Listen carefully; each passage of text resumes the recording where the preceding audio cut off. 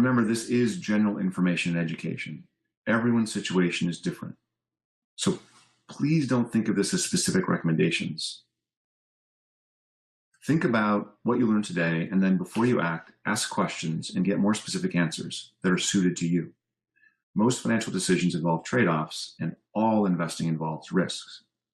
And what we're trying to do today is get you on a solid foundation so when you do start investing, you can stick with it. Now, when I was a philosophy and comparative religion student in the 90s, we read the Greek and German philosophers, developed the religious dialogues, and we delved into the contemporary critiques of ancient beliefs. Everywhere we turned, we asked what gave life meaning and what made us happy. Now, there were many answers from many different traditions, but none of them were focused on the creating piles of resources, money, that we would draw upon later in life in retirement. This is an entirely modern invention that's taken over our culture, and I believe it's taken us away from real happiness. It doesn't have to be this way. Money is not so important or so difficult to grasp, and you can be financially successful and happy.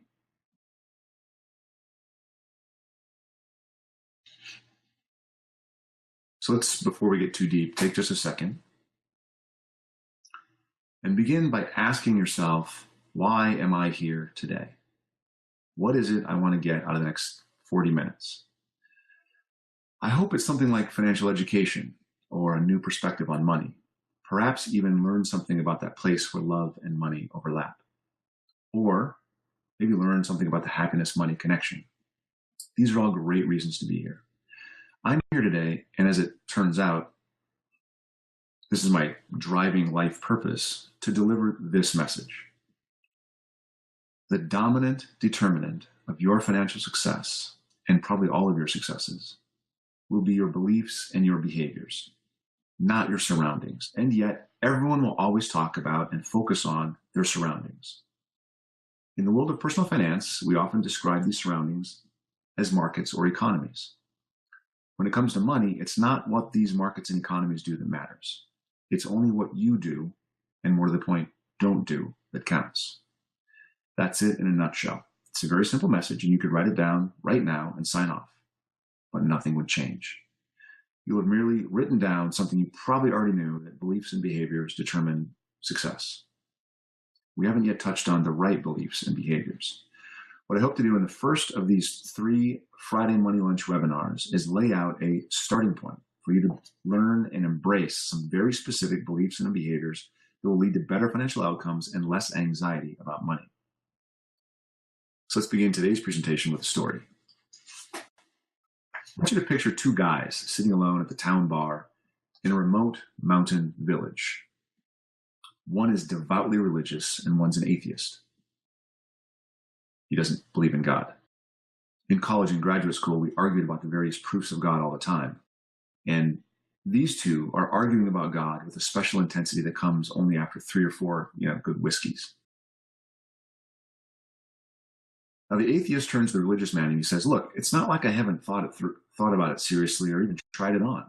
In fact, just last month, I was out for a long hike. I crested a new peak and it started to rain. I must have taken a wrong turn on the way down because I lost the trail as the rain turned to snow, which I didn't prepare for. And I didn't know where I was. And I felt like I was wandering around in circles and I was getting colder and colder.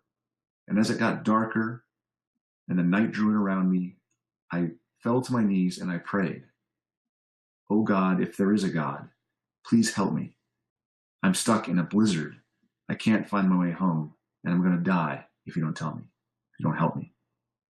With that, exasperated, the religious man turns to him and says, well, then you must believe. I mean, here you are. You made it home.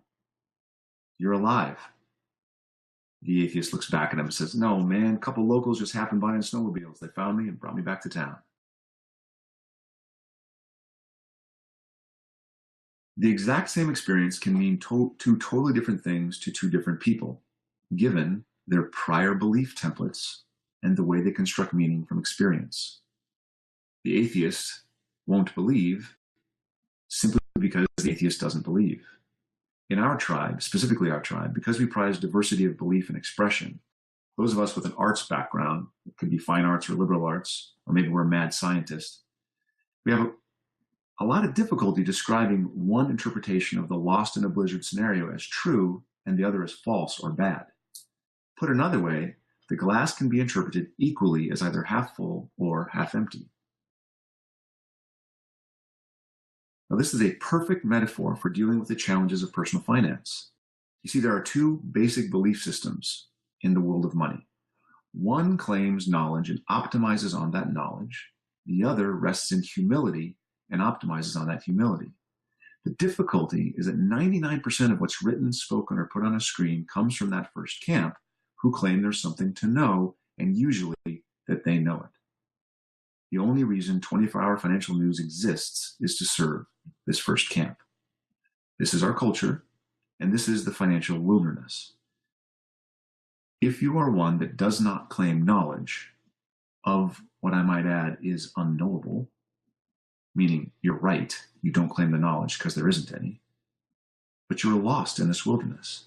The darkness of Wall Street, the blizzard of media, and our own ill-preparedness are aligning to create really bad financial outcomes, which may be why you're here seeking a better solution, and horrendous financial anxiety, which I'm sure we all know personally, even if we're afraid to admit it.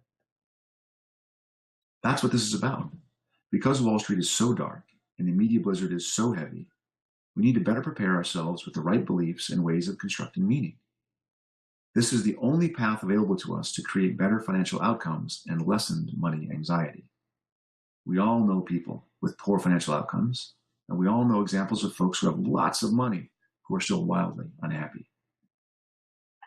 So let's quickly review some specifics as to what might cause this. The volume of information available to us is far beyond our ability to gather, synthesize, and use in any intelligent fashion. We cannot possibly know what happens next, and if we could, we couldn't possibly understand how the world would respond to it. No one else can either. This is a critical understanding to support our beliefs and behavior. There is no persistent information advantage. There is luck and hindsight advertising, neither of which is reliable. Warren Buffett says business schools reward difficult, complex behavior more than simple behavior. But, he goes on to say, simple behavior is more effective. That's what we're going to try to do with our financial world. More information does not create wisdom. It creates confusion and fear. And we were all taught lessons about money before we were even aware we were learning lessons. There are some little lessons. For example, your parents probably took you shopping for school clothes. Did they price compare with you? Or did they just buy at the first store you went to? Did you spend any time at the mall shopping, on vacation, or as recreation? Were there ever fights about money at your house? Almost everyone answers yes to that. Here's the question, though. Was one partner blamed for the family's financial difficulties? Did this ever have a gender component? And here's the biggie. Let's just do a quick thought experiment. Today's average retiree is 62 years old. If their parents are alive today, they're about 87, give or take 5 years. Doing just a little bit of math, today's retirees were born in 1928. We've been reminded for the last 5 years that the Great Depression, starting in 1929, figures very prominently in their upbringing and their family money stories. Think of the many ways they shared this story with their children and grandchildren, with you. How has this affected the way you live your own life? You have to understand that these early lessons form those two elements from the Lost in the Wilderness story, your belief template and the way you construct meaning out of your experience. Unfortunately, once we learn those early life lessons, then that's it. Unless we pursue it as a career, as I have, or perhaps as an adult education course, there is no practical education about money in our school system, public or private. When I give talks at local high schools or on college campuses, I ask how many kids have checking accounts, how many have credit cards, and every single one of them raises their hand. And then I ask if anyone has taught them the basics of budgeting or balancing a checkbook, and all the hands go down.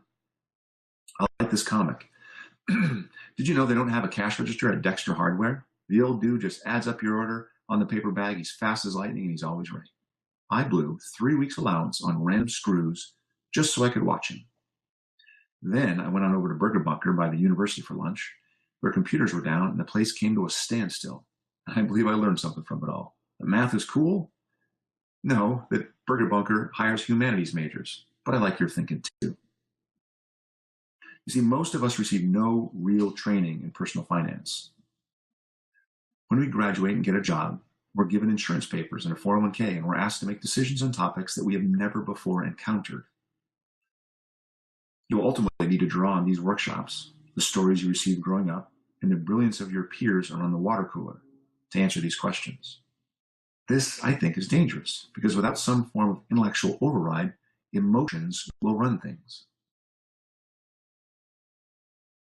We are hardwired to make financial mistakes, partially because of our stories and partially because there's an emotional context to all financial decisions. When the world is doing really well, at the top here, thrill, euphoria, wow, I feel great about this investment, we get excited and we take on more risk. Unfortunately, that's the point of maximum financial risk. Then when the world is doing poorly, capitulation, despondency, depression, maybe the markets just aren't for me, we get despondent and we want to hide. Note, this is the exact opposite of how we should behave. And when we move with the herd's emotions, we inevitably get hurt. And the media knows that our default is to be driven by our emotions, so craziness ensues. The 24-hour news cycle parades a constant stream of experts that take different sides of the same argument and come up with what we should be doing today to improve our financial positions. They're always telling us what we're doing wrong, telling us what we should be doing differently, telling us what else we should be doing, telling us which products, usually offered by their advertisers, would be best suited for us. Remember, they don't even know us. For balance, they provide an extreme view on either side of an argument. But you got to know that a catastrophist on one side and an opportunist on the other side does not equal balanced. Remember, the oldest axiom of media is bad news is good copy. It draws our eyes in. They simply don't report the good stuff. The fundamental driver of media is funding, be it advertising or donation. Everyone in the media that has a show or is a commentator has been chosen because they attract our eyes and ears. Every story is there because an editor or publisher believes it will be interesting and attract viewership, and therefore either increase donation or sell more advertising. Is this cynical, alarmist? Of course it is. Is it wrong? I don't think so.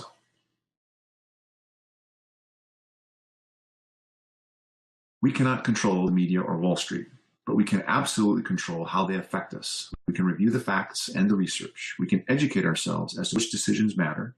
And we can step out of the culture that drives us to claim knowledge where there is none, or demands that we trust somebody else that claims the knowledge.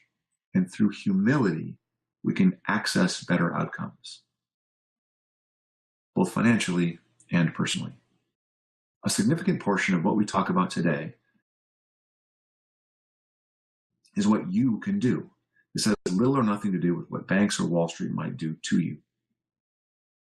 In fact, I would say that the whole conversation about banks and Wall Street is a distraction.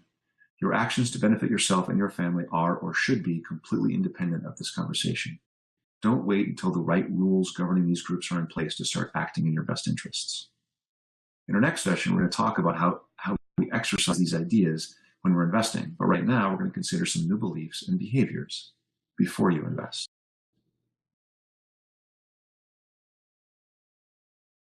Now, I know that's kind of a long intro, but getting our mind right at the beginning requires understanding how we are often led astray.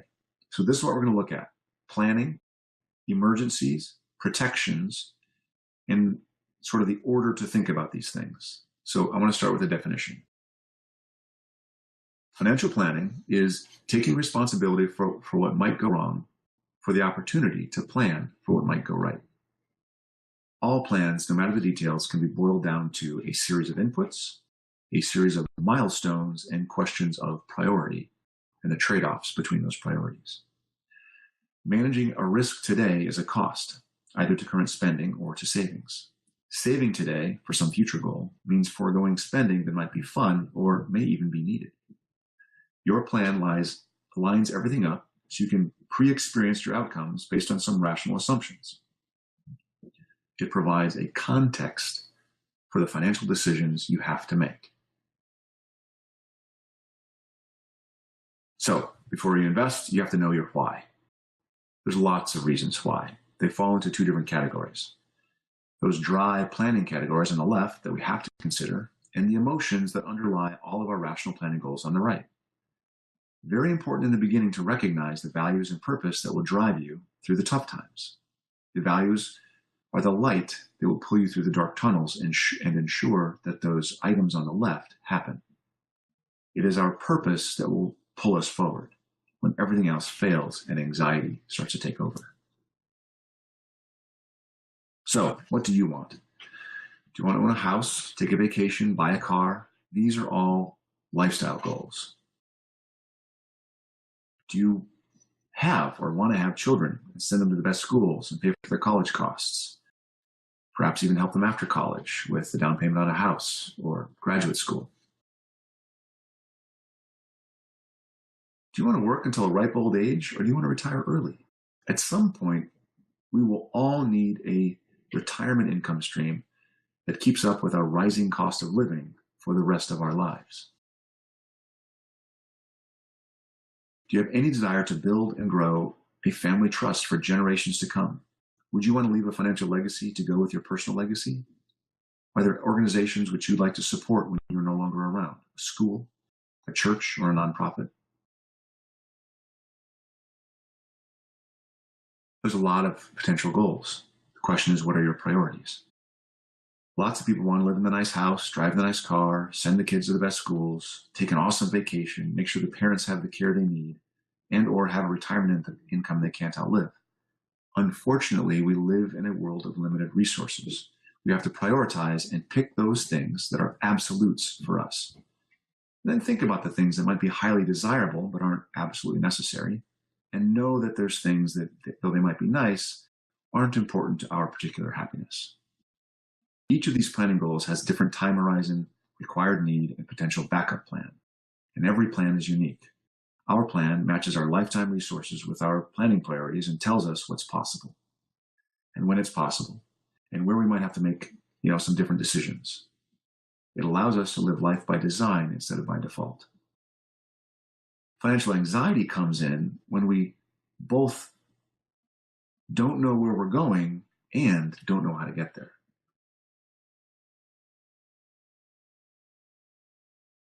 So, boiling it all down, much of this goal planning and lifetime planning takes place with the interaction between your budget and your balance sheet. Here, your budget is the spreadsheet, your balance sheet is that vault in the upper right-hand corner. This is an example of a broken budget. You see they're drawing money from their savings, the vault, which reduces their balance sheet in order to meet their monthly expenses. The number one rule of personal finance is spend less than you earn and save or invest the difference. This isn't a secret. The more of this you do, the more financially successful you will become. Everything else is a detail. Either your savings are happenstance and you rate it to maintain or enhance your lifestyle, or your savings are intentional. They're predetermined. You automatically pay yourself first, and your lifestyle fits well within your income while savings are a priority. Your balance sheet grows naturally.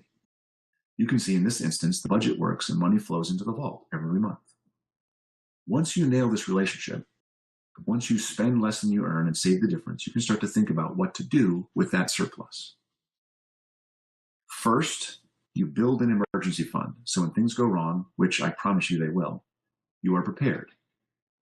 When you're younger, this emergency fund should be a minimum of, say, 3 months of your living expenses, just a rule of thumb. As you age and have greater responsibility, more people who depend on you, you want to increase it to maybe 6 months, and then maybe a year. And as you approach retirement, you may want to build it up for 2 years with living expenses to protect you when you rely on those assets to produce your income. Now, when I talk about an emergency fund, I'm actually speaking of cash savings on the sidelines. This is safe money, and it's designed to be your ultimate safety net. Second, financial planning again starts with taking responsibility for what might go wrong. Many of those things are on this list, from property damage to illness and injury to incapacity and even death. We know what these things are. When items on this list happen to us or our loved ones, it can be financially as well as personally devastating. And I don't think it's going to happen to me is a very poor defense when it does. These are far better defenses. The law says that you have to have health insurance and car insurance if you drive a car. And if you have a loan on your home, your lender will require you to keep your homeowner's insurance in force. None of the others are required, but there's potential need for each of them. They're not a necessity, but you ought to think it through before you decide. Returning real quickly to our definition of financial planning, taking responsibility for what might go wrong, for the opportunity to plan for what might go right. I am personally not a huge fan of insurance, and for a long time, I didn't have life insurance. I always thought that if something happened to me, the family would step in and take care of my wife and kids. And I learned over time that, while I might have been totally right, they would have tried and done their best. It would have stretched their resources to the breaking point. They would have to make hard choices about where they could live and where the kids could go to school. And they do their best, but life insurance, which is relatively cheap for the benefit, would make a huge difference while I was building my own family's net worth. It was an expense I didn't want to take on, but it made sense. Disability insurance replaces some portion of your income when you can't work. Life insurance, as we mentioned, provides a lump sum to help the family, surviving family, if you're not here to help them. Long-term care provides financial assistance with the basic personal tasks of everyday life. Things like bathing, getting dressed, using the bathroom, walking, and eating. Each of these has a cost and a benefit. Each should be considered. What would you need to give up to provide the protection your family might need? What's the likelihood that they would need it? Insurance as an industry is alive and well. Many people buy it and hope to never need it. But you can't buy it after something bad happens. So it's best to think it through before, even if you decide. In the end, when you do get it, we'll still all hope that you never need to use it. So this is more of an aside, but I want to hit this really quickly. It's a question all the time, so much that we probably ought to answer it here. The question is this: my emergency savings are funded, I have all the insurance I'm ever going to buy, and I have more I could be saving. What do I do? Do I pay down my debt, or do I save and invest? It's sort of like asking, if I want to lose weight, do I watch what I eat, or do I exercise? The obvious answer is both. Generally speaking, if you have debt at high interest rates, greater than, say, 9 or 10%, then I want you to do these three things in this order. First, make sure you get all your employer retirement match. If you have a 401k and your employer matches it, make sure you get that. It's 100% return immediately. Why would you pass that up? Second, I want you to make sure you have an emergency fund and it's fully funded. And third, I want you to just focus on paying down that high interest debt before investing anymore. There are obviously perhaps exceptions to this. Maybe the debt isn't yours, or maybe you're anticipating a bankruptcy, or maybe it's just a very, very small piece of the bigger picture. These would all be examples of why it might be okay to do other things. But in general, if you have high interest debt, pay it down. Okay, going from the specific to the general.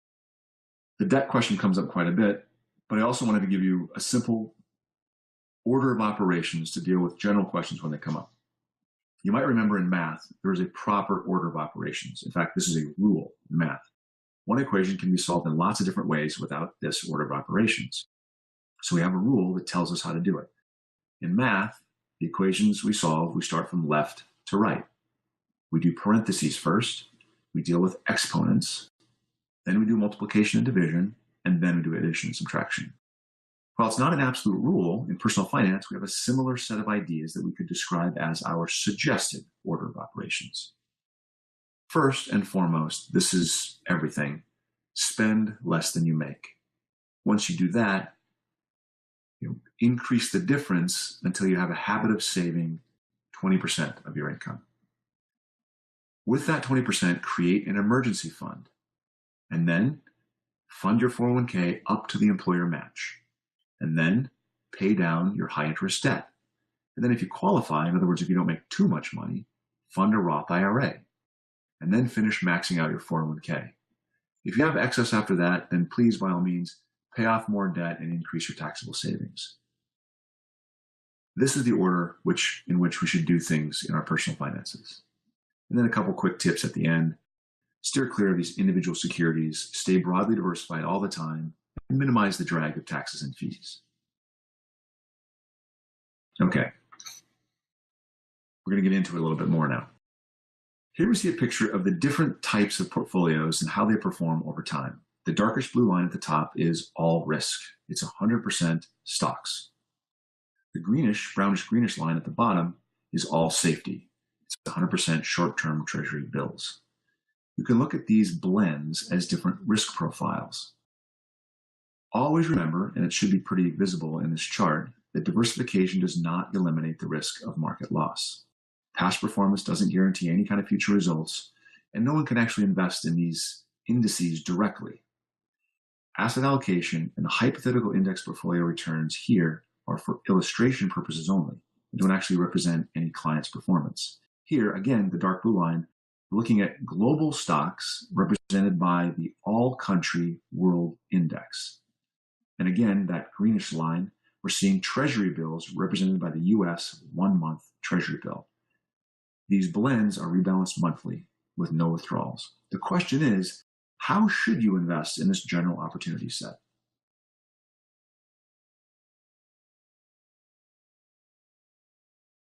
So to start, once you plan, have your fund, emergency fund, protect against the risks, pay down some high interest debt, then there's these things you want to understand before you invest. So how do knowledge claimers invest? Remember those two kinds of people? The kind of people that claim knowledge and the kind of people that don't? Let's start with those ones that claim that they know something or simply trust the claims that others might make and see what they say.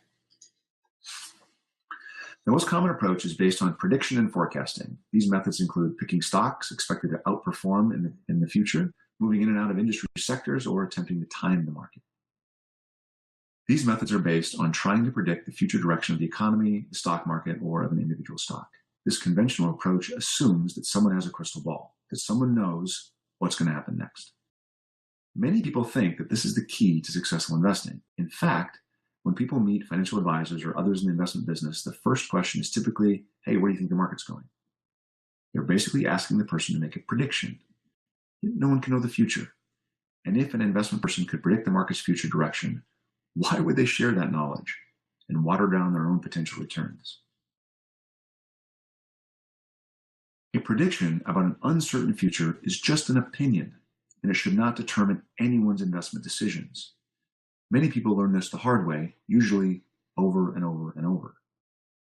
And after the fact, when you look at the outcomes of all the different opinions, they fall along a bell curve, just as if the outcome was totally random and based on luck.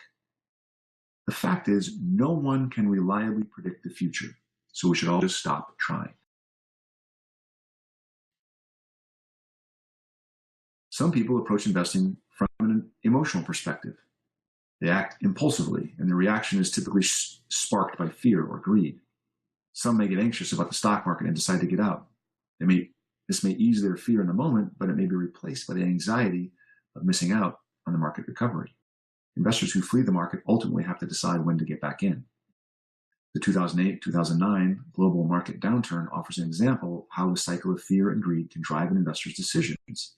Some investors, in fact, many investors, fled the market in early 2009, just before the rebound began. They locked in a whole bunch of losses and then experienced the stress of watching the markets climb without them in it.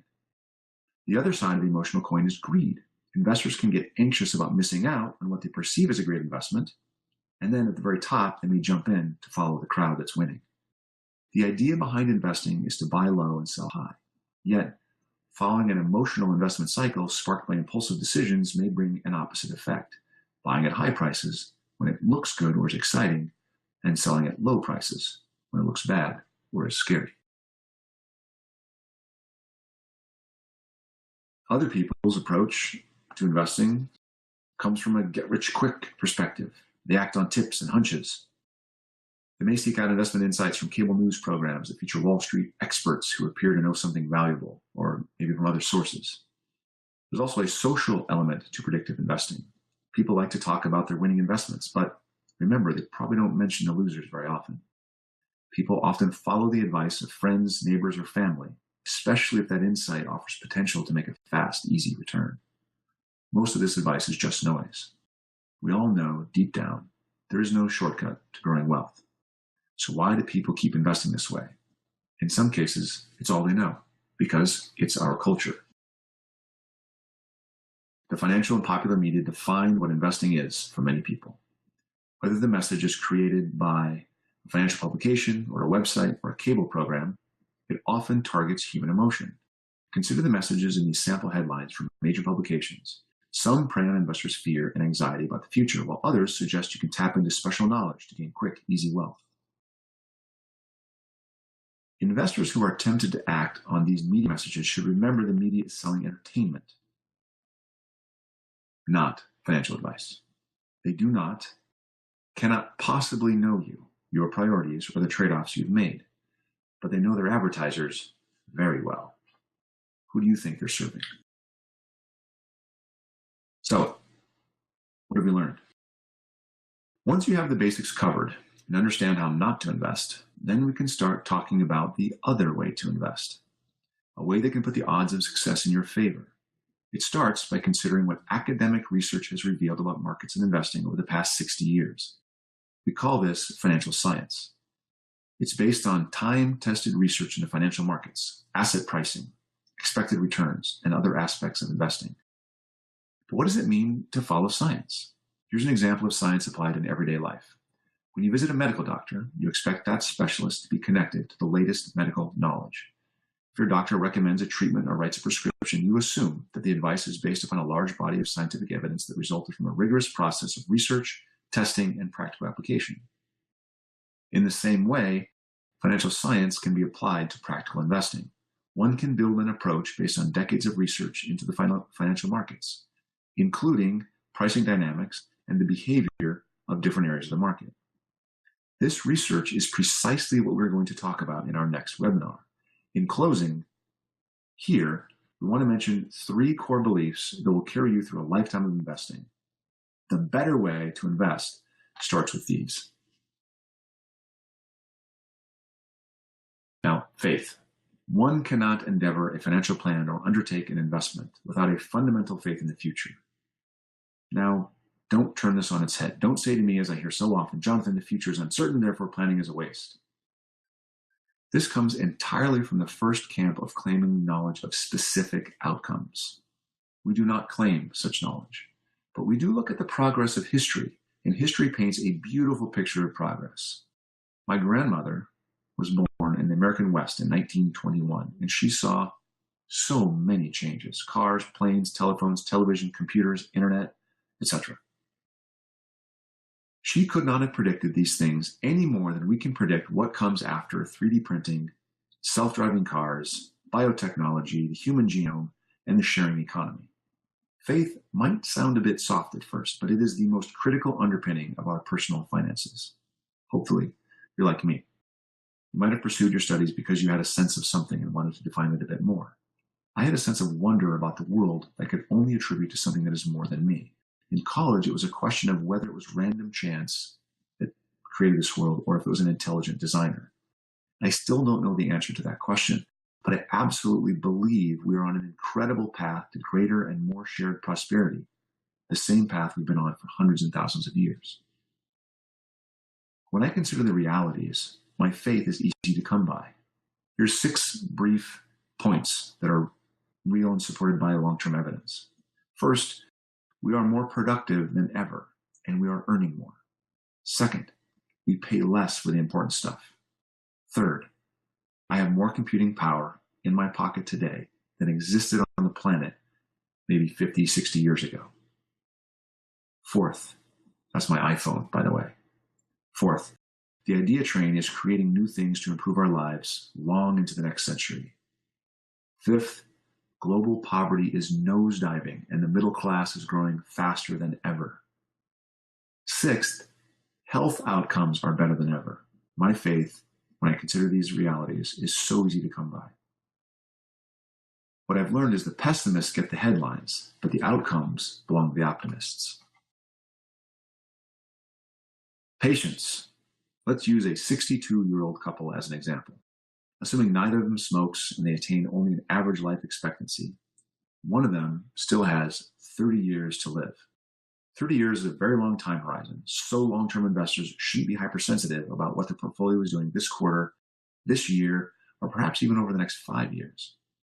If you're asking your investment portfolio to provide for you in 2030, 2040, 2050, and beyond, if you live beyond the average age, you need to look past today and tomorrow towards the long-term future. I should say that these three principles overlap. In fact, faith and patience work together. One must certainly have faith that things will be okay, but one must also recognize that they won't always be okay and have the patience for them to turn around. We just went through a very much hyped Great Recession, and that's the lesson. We got through it. Markets and investments, if you stuck with them, are at all-time new highs. True, not everyone is recovered. Yes, there is some fundamental inequality that is being discussed publicly. But this doesn't mean we shouldn't act for our own success today. While I don't put it on the list, there's a resiliency embedded in patience. No matter what comes at you, you must have the patience to endure. Of course, this is easier if you've considered your trade-offs. Set up your emergency fund and stay away from high-interest debt. And if you have that habit of savings in place. The lesson of patience is this too shall pass. The third thing is discipline. It is the iron wire upon which all of the other principles are strung. We'll get into this in more depth, but one must have discipline in order to pursue one's passions and not get distracted by all the noise that exists in the world. As you know, getting a degree requires discipline. Going for your PhD requires incredible discipline. It probably stems from a passion for the topics you study, but it's still discipline. Writing a book requires discipline. Daily exercise, discipline. The need to pay oneself first is a discipline. Funding your long-term plan before remodeling the kitchen or grabbing a great deal on a boat is a discipline.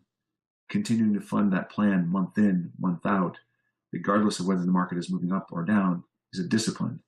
Saving a little bit today and every day for tomorrow is a discipline.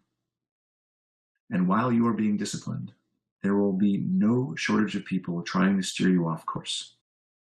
The media and Wall Street will always have a warning or a new shiny object to sell you. And many of your peers will always ask you why you aren't living it up more. Ignoring them is a discipline. Hope this helps you get your mind right. There will be many reminders over time about money. Obviously, you'll need to recharge because the claiming knowledge, timing, and selection culture is relentless. The importance of revisiting the needs for faith, patience, and discipline cannot be overstated. But this is truly all you need before you invest. I've said it before in this presentation, but it absolutely bears repeating. 99% of investors, and almost all financial news and commentary, consider the daily flow of market data and economic information to be an important part of the investment decision-making process. The financial science simply does not support this position. The people who support this position are the powerful arms of the financial product manufacturers and their media brethren. Learning to treat them like the noise they are is the beginning of financial wisdom.